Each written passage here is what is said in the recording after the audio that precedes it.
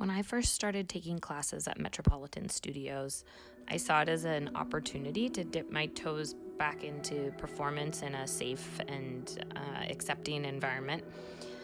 The instructors and students really offered me exactly that and so much more. It was taking classes at the studio that I felt like I had an opportunity to start a healing journey, really mending my relationship to my body and to myself, and really where I began to embrace practices of self-love.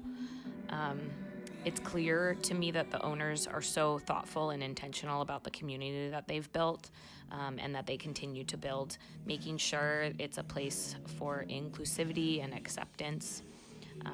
Really, this is more than a dance and movement studio. This is a space for healing, growth, play, and not to mention it's really a whole lot of fun to work in concert with your classmates to create something beautiful, moving, goofy, silly. One of the things that drew me to Metropolitan was the body inclusivity and gender inclusivity that they put at the front of their business. They make sure to let people know at the door, this is a safe space for you. We don't let any of that nonsense in here that you usually see in the dance world.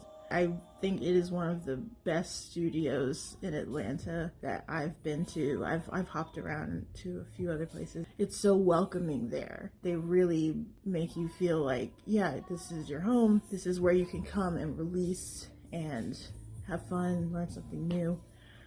I found a lot more structure in my art that allowed me to really refine my technique, listen to my body more, and shape my movement into something clear, beautiful, and deeply intentional.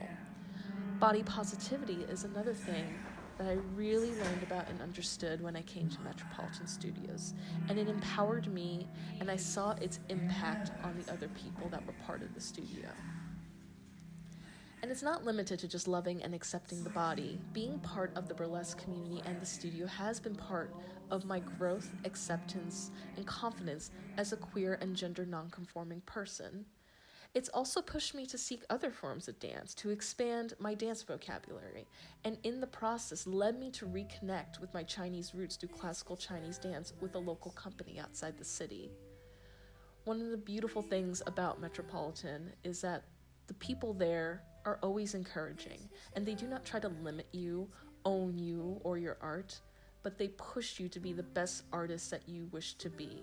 And many artists, especially the ones that are still trying to figure things out, really need that encouragement, that push, and that love. Metropolitan Studios has uplifted me in a time when I needed it. It was one of the most amazing experiences I have ever had. It is liberating, it is encouraging and inspiring. Never in a million years would I have thought I would be dancing in front of a crowd of people in lingerie. However, it was so much fun. It just lit something up in me. I can't wait to get back to the studio. I think as a plus size person, you always struggle with the perception that other people think about you and how you see yourself, and it's hard because the norm is that plus size is not pretty, that you're always trying to be thin, and thin is good and fat is bad. At Metropolitan, it's not that way at all. It's you are good no matter what your size is, and it doesn't matter, and you are beautiful. I love coming because they say it every day, every time I come in, and when you hear that, you believe it. Like, I know that I'm sexy now. I feel like as a plus size person, like, we don't get enough confident plus size people.